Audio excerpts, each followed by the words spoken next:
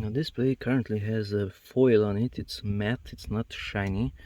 Of course now it has bubbles because I removed it, but I cannot see myself with the foil. It is also reducing the visibility in bright sunshine. So here you can see the face, and with the foil you cannot see the face. Almost no reflections at all, much less, but it's also reducing the image quality. The image is not as bright and vivid with this matte foil compared to without it. So it's uglier in this way and nicer in that way, especially in bright sunlight.